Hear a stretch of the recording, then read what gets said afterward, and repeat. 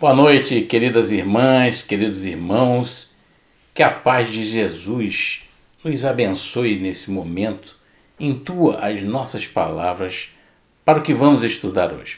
Hoje nós vamos estudar o Livro dos Espíritos, da pergunta 29 à pergunta 34, e vamos falar sobre as propriedades da matéria. Talvez hoje você consiga entender um pouco melhor como Jesus transformava água em vinho, como ele multiplicava pães e peixes. Eu vou buscar popularizar o máximo possível o meu linguajar, uma vez que o Livro dos Espíritos foi escrito em 1857 e não é tão fácil, às vezes, entender quando lemos, pelo rebuscado vocabulário. Mas vamos devagarinho e a gente vai bem. Que Jesus nos abençoe. Vamos lá então. A pergunta 29, Kardec pergunta o seguinte: a ponderabilidade é um atributo essencial da matéria? A ponderabilidade é um atributo essencial da matéria? O que é ponderabilidade? Ponderabilidade é tudo aquilo que é dimensionado, é tudo aquilo que a gente consegue pesar, que a gente consegue medir, que a gente consegue ponderar. Por exemplo, o gosto, o cheiro, tudo isso a gente consegue ponderar. Está salgado, está doce, está cheiroso. Tudo isso a gente consegue ponderar. E é isso que Kardec pergunta. A ponderabilidade, então, é um atributo essencial da matéria? Os espíritos respondem: da matéria como a entendeis, sim, mas não da matéria considerada como fluido universal.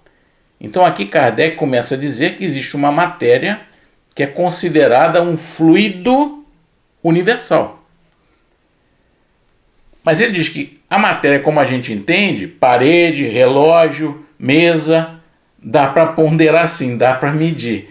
É essencial a ponderabilidade da matéria como entendemos, mas não quando a consideramos um fluido universal. O que é esse fluido universal que os espíritos se referem? Eles continuam aqui.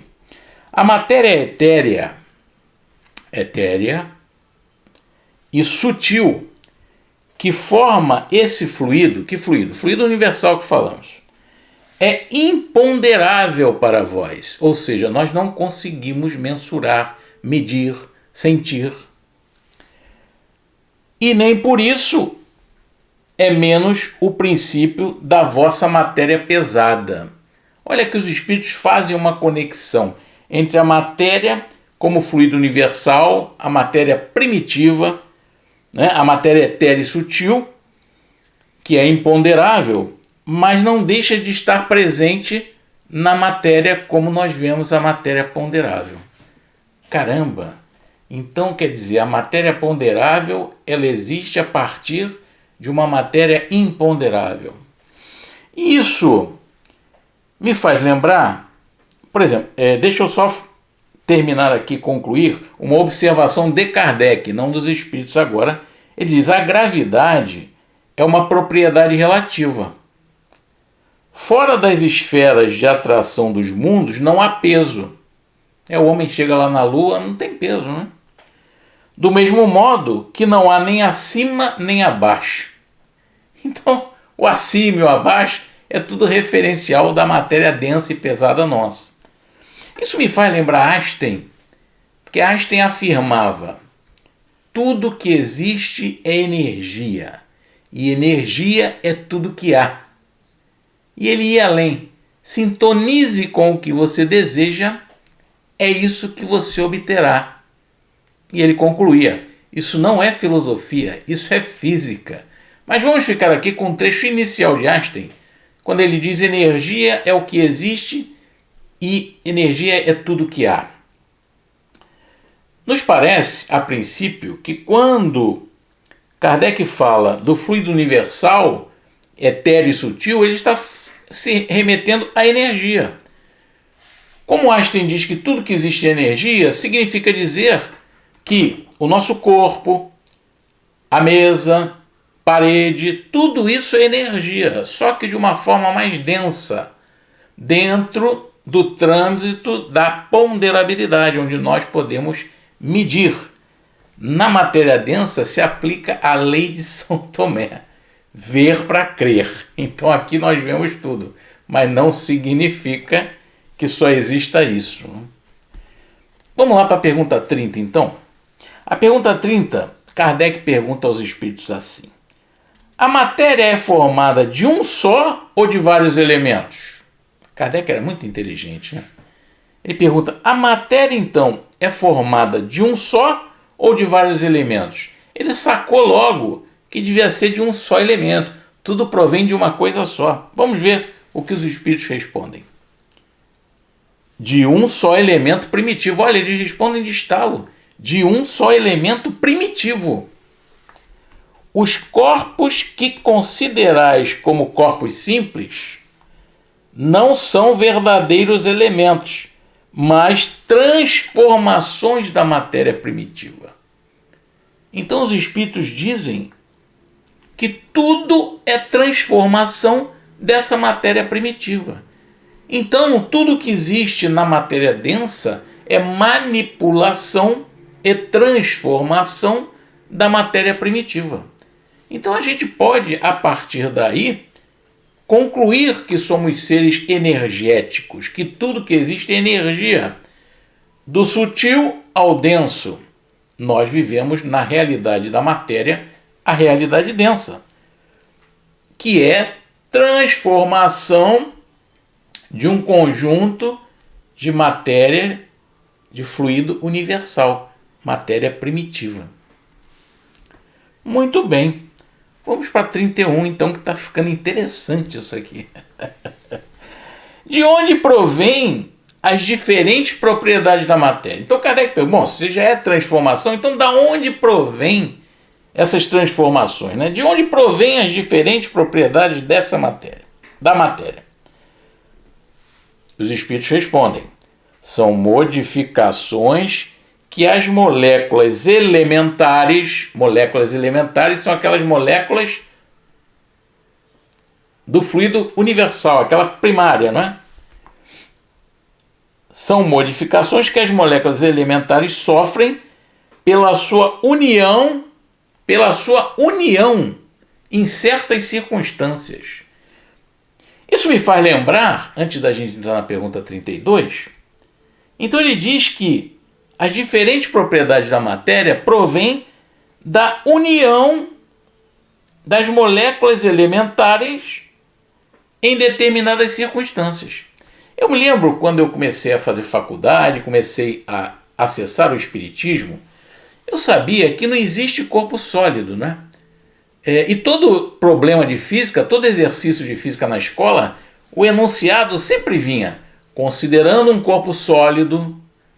E eu já sabendo, pelo aprendizado do espiritismo, que não existia corpo sólido, que aquilo ali era uma porção de moléculas se agitando, moléculas que se aglomeram por afinidade, e que o espaço vazio entre as moléculas era maior do que o peso das moléculas, o espaço vazio era muito maior do que as moléculas, eu perguntei para o professor de física: professor, por que todo enunciado de física diz que, considerando um corpo sólido, se nada a gente sabe que é sólido? Para a gente, nesse estado que estamos, é sólido. Quem vai dizer, eu bato na mesa e dizer que não é sólido? Mas nós sabemos que, se for levado ao laboratório, você vai ver uma porção de moléculas se agitando, que tem mais espaço vazio entre as moléculas do que as moléculas. Ele falou: pois é, meu filho, mas se a gente não considerar um corpo sólido, a gente não consegue medir. A gente não consegue mensurar. Olha a ponderabilidade aí. A gente não consegue ponderar. A gente não chega a cálculo nenhum. Eu falei: olha a física aí falando da energia e de como funcionam as moléculas, como funciona, e a gente entender melhor sobre matéria, não é? É muito interessante essa pergunta 31. Vamos a 32. Aí Kardec pergunta, Kardec era muito inteligente. Diante disso, os sabores, os odores, as cores, o som, as qualidades venenosas ou salutares dos corpos não seriam mais que as modificações de uma só e mesma substância primitiva? Olha, vou repetir. Então ele diz que diante disso, o que é diante disso o quê? Das moléculas elementares que sofrem pela sua união em certas circunstâncias, modificações. Então, diante disso, os sabores, odores, cores, som, qualidades venenosas ou salutares de corpos não seriam mais então do que modificações de uma só mesma substância primitiva? Os espíritos não titubeiam, respondem de pronto, sim, sem dúvida, e que não existem sendo pela disposição de órgãos destinados a percebê-los. Olha a divindade. Quer dizer, essa mesma matéria primitiva, ela se modifica e se compõe em órgãos para perceber as outras matérias transformadas em odores, em sabores, em dimensionamento, opaca, translúcida. Interessante isso, muito interessante. Pensando sobre essa matéria primitiva, eu comecei a refletir sobre a teoria que todos somos um. Comecei a pensar que se tudo vem de uma matéria primitiva e tudo que existe são modificações dessa matéria primitiva e que por aglutinação e por circunstância elas se unem e se tornam mais densas, não é? Nós, que também viemos da natureza, provavelmente somos transformação dessa matéria primitiva. Embora sejamos cada um de nós uma individualidade, mas somos centelhas divinas, lembra? Vós sois deuses, dizia o mestre. Vós podeis fazer muito mais do que eu tenho feito, dizia o mestre. Aliás, quando Divaldo fala e cita esse vós sois deuses, deuses com D minúsculo. Deuses com D minúsculo. Mas no caminho, né, de se tornar um ser iluminado e poder, quem sabe, um dia afirmar, como Jesus afirmou, coragem, eu venci o mundo, comigo também vencerás. Então eu pensei na teoria da unicidade, todos somos um. Então tudo é um, que se transforma em vários dentro da nossa percepção densa, não é verdade? Dentro da nossa percepção densa. Mas tudo provém de uma única fonte, que é essa fonte inesgotável de recursos, que comumente chamamos de Deus.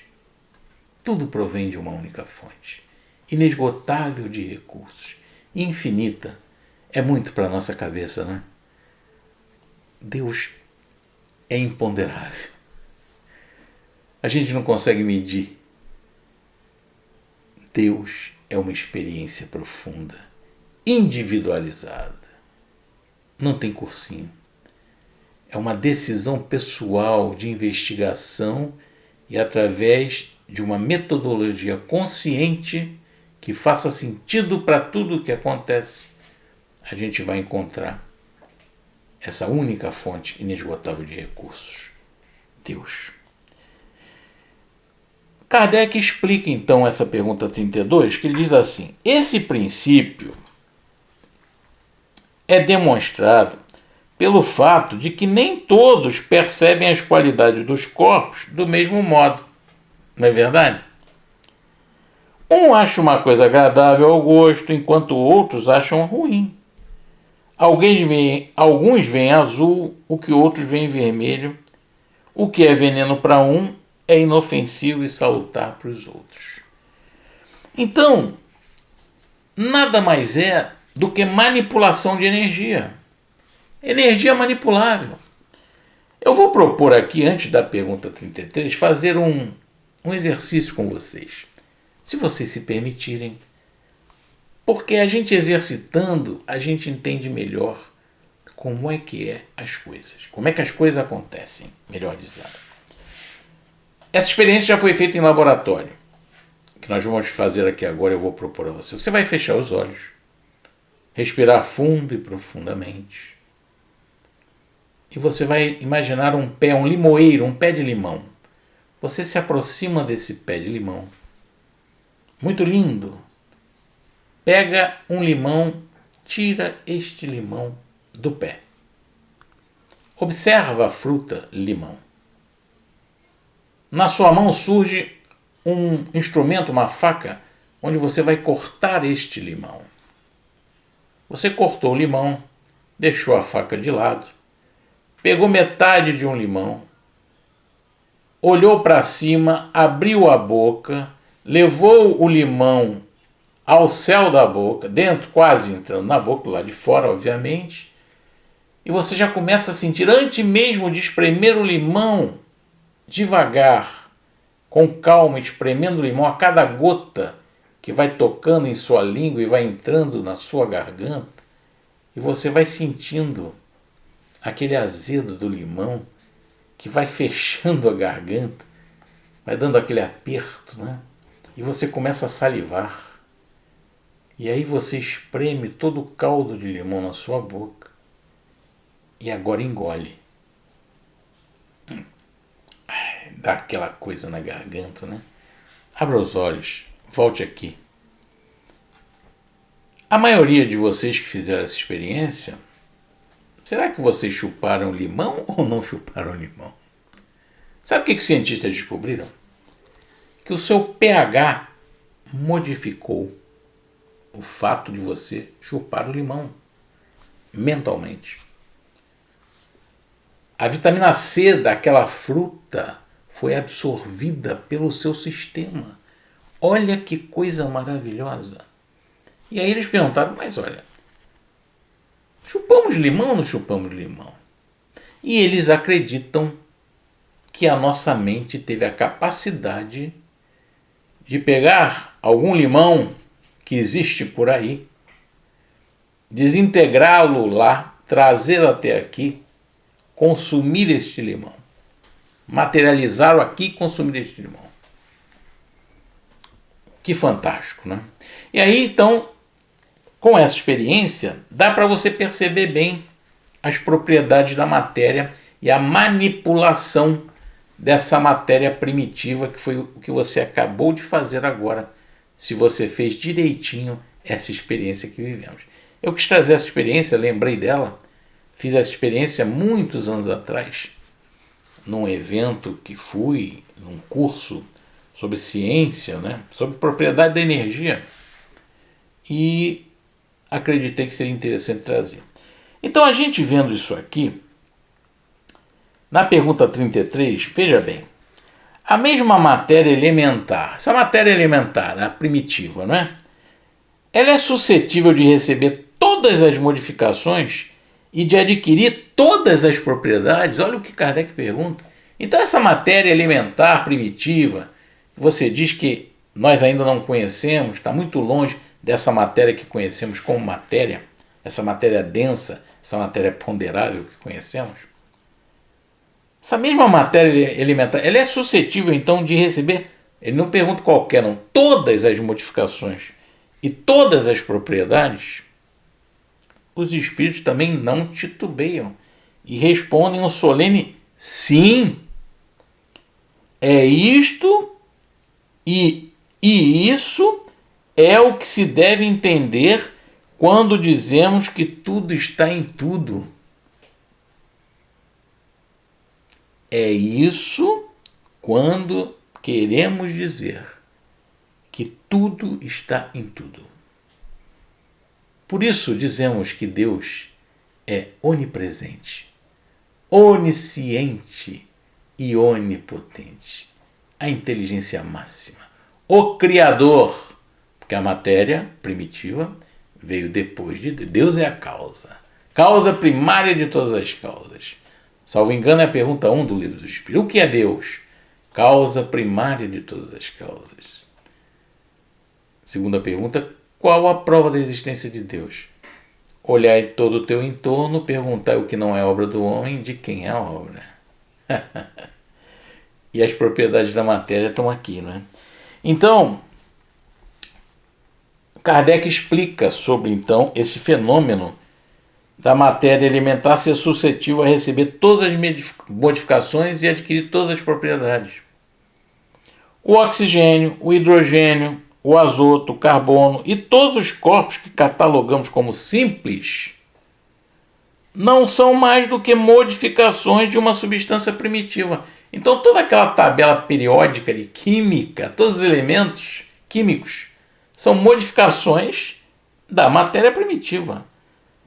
Dada a impossibilidade, até o presente a que estamos submetidos, de remontarmos, a não ser pelo pensamento, a essa matéria primitiva, esses corpos são para nós verdadeiros elementos e podemos, sem maiores consequências, considerá-los como tais até nova ordem. Então Kardec diz assim, olha, você não vai conseguir entender ainda o que eu estou falando, o que os espíritos estão falando para a gente da matéria primitiva.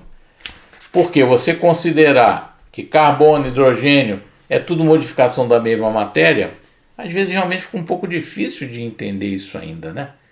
Como se é tudo uma matéria, ela se modifica e adquire qualquer propriedade, todas as propriedades e todas as modificações possíveis e imaginárias. A gente só consegue ver o fenômeno, né? Quando a gente está com quisto e a gente vai no médico, o médico volta daqui a 2 meses que nós precisamos operar. Aí você vai para casa, orou, tomou água fluida, tomou passe, quis se curar, entrou num processo de autocura com a sua vibração, com a sua oração. 2 meses depois você volta no médico e fala, não sei o que aconteceu, seu quisto sumiu. O que foi? Tomou Doril? Sumiu? Não, propriedades da matéria. Você agora está entendendo as propriedades da matéria. Comando mental renovou a célula e aquela matéria que era doença recebeu um comando de virar saúde e ela atendeu a esse comando e virou saúde e a pessoa se curou. Aí dá para entender. A gente não consegue ver a matéria primitiva, mas dá para entender o seu comportamento a partir dessas experiências que todos nós vivemos, não é verdade? E o Kardec ainda fala aqui, essa teoria parece dar razão à opinião daqueles que não admitem na matéria senão 2 propriedades essenciais, a força e o movimento. Então Kardec diz que, obviamente, naquela época haviam cientistas que acreditavam e só admitiam que a matéria possuía 2 propriedades essenciais, a força e o movimento. Força e movimento. E que pensam que todas as outras propriedades não são mais que efeitos secundários. Então tudo é força, a matéria só tem 2 propriedades, força e movimento. É assim como pensavam à época. E Kardec faz essa reflexão, variando segundo a intensidade da força e a direção do movimento. Todo o resto é secundário. Os espíritos respondem, essa opinião é exata, ou seja, a matéria é fundamentada em força e movimento, mas é preciso ajuntar também segundo a disposição das moléculas.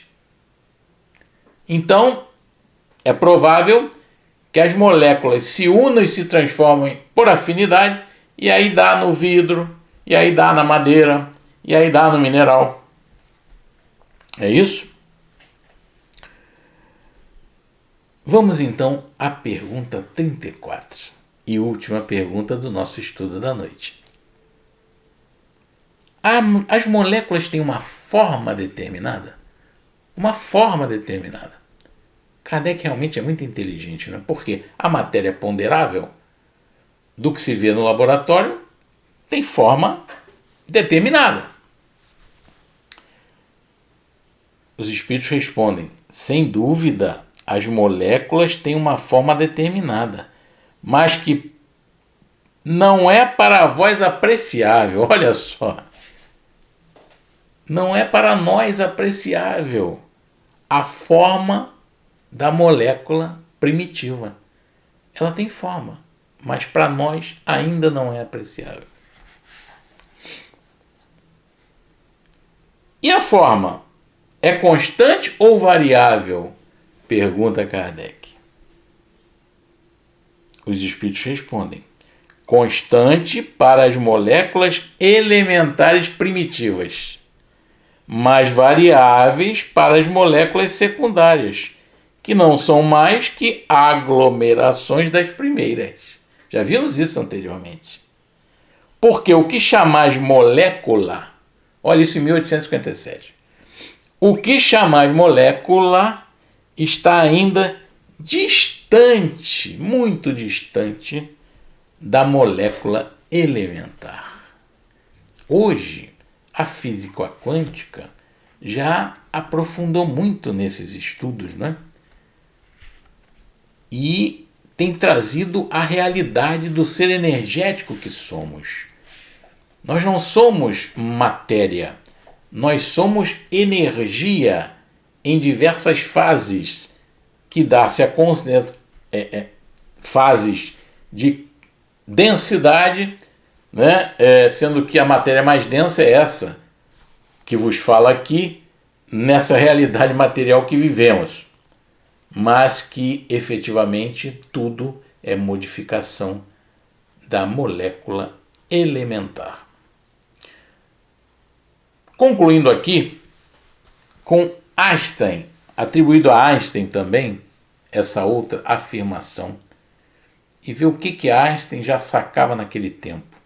Ele dizia assim: a cada porta nova que a ciência tenta abrir, o homem descobre Deus. Olha que maravilha! A cada porta nova que a ciência tenta abrir, o homem descobre Deus. O homem descobre a luz. Que bom! Que bom! Que bom! Todos nós somos luzes e a gente tem que se convencer disso. Em algum nível nós somos luzes. Está certo que ainda tem muita sombra, mas todos nós estamos a caminho da luz. É importante ter essa consciência para que nós possamos nos sentir mais importante na missão que temos a cumprir na Terra.